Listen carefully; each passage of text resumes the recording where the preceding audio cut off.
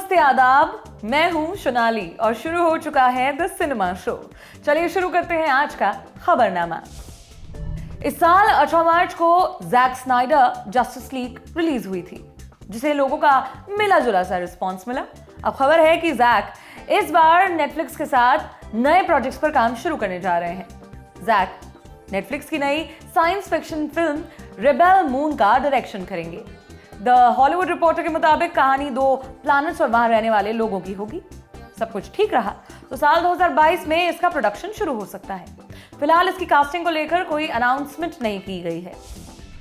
दिलीप कुमार का 7 जुलाई को निधन हो गया। उन्होंने हिंदुजा अस्पताल में अपनी आखिरी सांस ली।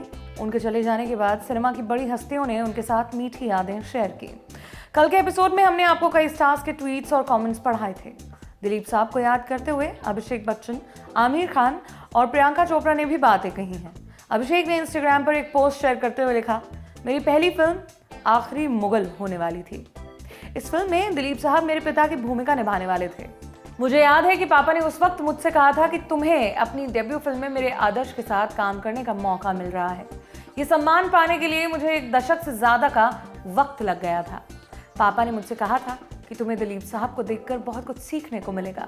ऐसे में इन पलों का आनंद उठाओ। मैं कितना खुशकिस्मत था, लेकिन अफसोस ये फिल्म कभी नहीं बन पाई। मुझे महान दिलीप कुमार के साथ काम करने का सम्मान नहीं मिला। आज एक सिनेमा युग का अंत हो गया है।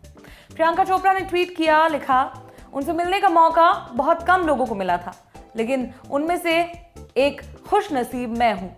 जब से मैंने सायरा जी और यूसुफ साहब को जाना है, मुझे उनसे सिर्फ और सिर्फ प्यार और दुआएं मिली हैं। उनसे मिलना, कुछ हल्की फुल्की बातें करना मैं अपनी जिंदगी के कुछ सबसे हसीन पलों में गिनती हूँ। आमिर खान के ऑफिशियल इंस्टाग्राम अकाउंट से भी पोस्ट आया, लिखा, यूसुफ साहब, आपने अपने काम से हमें जो इनवैल्यूएबल, प्राइसलेस और यूनिक तोहफे दिए उसके लिए शुक्रिया। मेरे लिए आप हमेशा से महान थे और रहेंगे। सलाम।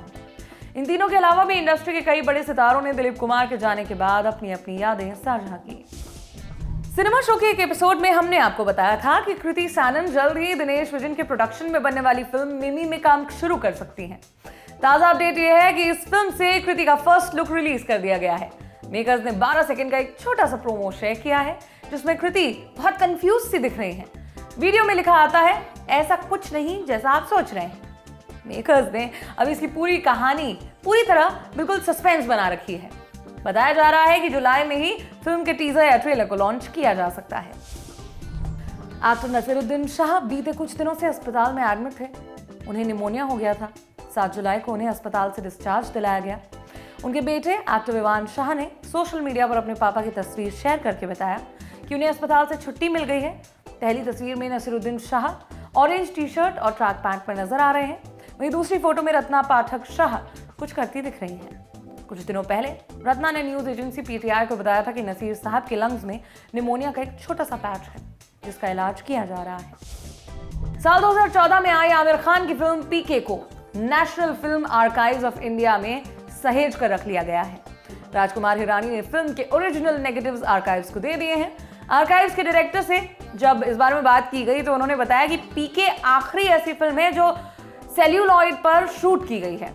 अब भारत में सेल्यूलॉइड के बजाय डिजिटल टेक्नोलॉजी से फिल्में शूट होने लगी हैं। सेल्यूलॉइड पर शूट होने के बावजूद इसे डिजिटल फॉर्मेट में भी रिलीज किया गया था। ये शायद आर्काइव्स में रखी जाने वाली बहुत जरूरी फिल्म थी। National film archive of India यानी NFAI में पुरानी फिल्मों के प्रिंट को संरक्षित किया जाता है। 1959-60 के दशक की 70 से 80 मराठी फिल्मों के नेगेटिव्स भी यहाँ मिल जाएंगे। देवानंद की तेरे घर के सामने और राज कपूर की परवरिश के प्रिंट को भी यहाँ रखा गया है। बीते दिनों जूही चावला ने दिल्ली हाई कोर्ट में 5G ट्रायल को रुकवाने के लिए एक अर्जी डाली थी, जिस पर फैसला सुनाते हुए कोर्ट ने जूही और अन्य 2 पर 20 लाख रुपए का जुर्माना लगाया था। याद है? कोर्ट ने इसे कानून का गलत इस्तेमाल और पब्लिसिटी स्टंट बताया था। इसी के बाद जूही पर जुर्माना लगाया था, मगर जूही ने अभी तक ये रकम नहीं भरी है। उनके इसी बिहेवियर पर कोर्ट ने नाराजगी जताई है। जस्टिस JR मिड्ढा ने यह कहा है कि अदालत जूही के इस बिहेवियर से हैरान है। बुधवार को अपने रिटायरमेंट से पहले एक्ट्रेस की ओर से दाखिल 3 आवेदनों पर सुनवाई करते हुए जस्टिस मिड्ढा ने यह टिप्पणी की थी। उन्होंने कहा कि कोर्ट ने बेहद उदार रवैया अपनाते हुए जूही चावला पर कोर्ट की अवमानना का मामला नहीं दायर किया, वरना उनके इस रवैये पर केस बनता था। अदालत ने जूही चावला के वकील से कहा कि एक तरफ आप ओछी याचिका दायर करते हैं, दूसरी तरफ याचिका वापस लेते हैं और याचिकाकर्ता सम्मान के साथ कॉस्ट जमा भी नहीं कर रहे। सीनियर एडवोकेट मीत मल्होत्रा ने जुर्माना भरने के लिए 1 हफ्ते का समय मांगा, जिस पर सहमति जताते हुए कोर्ट ने सुनवाई 12 जुलाई तक के लिए स्थगित कर दी है। कोर्ट ने पैसा जमा करने के लिए जूही को 1 हफ्ते का समय दिया है। बीते दिनों एक वीडियो शेयर करते हुए जूही चावला ने कहा था कि वो 5G के खिलाफ नहीं है, बस उन्हें ये श्योरिटी चाहिए कि इससे पर्यावरण, जीव जंतु और इंसानों की हेल्थ को कोई नुकसान नहीं पहुंचेगा। अब खबर जाने माने डायरेक्टर प्रियदर्शन की, जिनकी फिल्म हंगामा 2 23 जुलाई को रिलीज होने वाली है। रिसेंटली एक मीडिया पोर्टल से बात करते हुए प्रियदर्शन ने आयुष्मान खुराना, कार्तिक आर्यन और सिद्धार्थ मल्होत्रा को बातें सुना दी हैं। दरअसल कुछ दिनों पहले प्रियदर्शन ने बताया था कि वो हंगामा 2 फिल्म के लिए इन तीनों एक्टर्स के पास गए थे, मगर तीनों ने ये रोल ठुकरा दिया। इसी पर बात करते हुए प्रियदर्शन ने कहा, मैं किसी को फिल्म ठुकराने पर दोषी नहीं ठहराना चाहता, क्योंकि अगर एक्टर किसी डायरेक्टर के साथ कॉन्फिडेंट महसूस नहीं करता तो उसे फिल्म नहीं करनी चाहिए। आगे जाकर उनके बीच कंफर्टेबल तरीके से बात नहीं होगी। शायद ये लड़के नई सोच के डायरेक्टर्स के साथ काम करने में ज्यादा कंफर्टेबल हैं और मैं पुराने ख्यालों का आदमी हूँ। उन्होंने कहा, शायद उन्हें लगता है कि हम खुद को अपडेट नहीं करते, लेकिन मैं लगातार अपडेट करता हूँ। Film Marakkar lion of the Arabian sea, इसने बेस्ट फीचर फिल्म के लिए नेशनल अवार्ड जीता।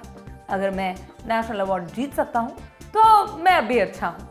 इससे पहले पीटीआई से बातचीत में प्रियदर्शन ने आयुष्मान, कार्तिक और सिद्धार्थ के फिल्म रिजेक्ट करने पर कहा था, मैं सीधे उनके पास नहीं गया था, लेकिन मेरा कॉन्सेप्ट सिद्धार्थ, आयुष्मान और कार्तिक जैसे एक्टर्स से ही मिलता था। उन सभी ने फिल्म रिजेक्ट कर दी और अब मैंने मिजान को लेकर फिल्म बनाई है। अब खबर एक लॉस की। विधु विनोद चोपड़ा के बड़े भाई वीर चोपड़ा नहीं रहे। वीर चोपड़ा ने अपने भाई विधु विनोद की कई फिल्मों में क्रिएटिव प्रोड्यूसर के रूप में काम किया। उन्होंने बॉबी देओल की फिल्म करीब के साथ काम शुरू किया था। मुन्ना भाई MBBS, लगे रहो मुन्ना भाई, 3 इडियट्स जैसी फिल्मों के क्रिएटिव प्रोड्यूसर थे। तो बस आज के शो में इतना ही। अब बात कैन फिल्म फेस्टिवल की, जिसका आज तीसरा दिन है। आज फेस्ट में रशिया की फिल्म अनक्लिंचिंग द फिस्ट को दिखाया जाएगा।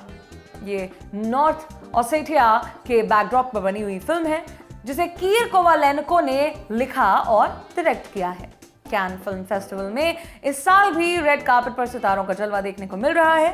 फेस्ट के पहले और दूसरे दिन Diane Kruger, Bella Hadid, French star Marion Cotillard red carpet पर नजर आई। मारिया अकेडमी अवार्ड विनर रह चुकी हैं। उन्होंने मिडनाइट इन पेरिस और इंसेप्शन जैसी फिल्मों में काम भी किया है। खैर, कैन से जुड़ी दूसरी खबरें आपको हमारी वेबसाइट पर भी मिल जाएंगी, जिसे आप वहां से जाकर पढ़ सकते हैं। आज के शो में आपके लिए इतना ही। अब मुलाकात होगी कल, तब तक के लिए जुड़े रहिए हमसे और देखते रहिए दी लल्लन टॉप।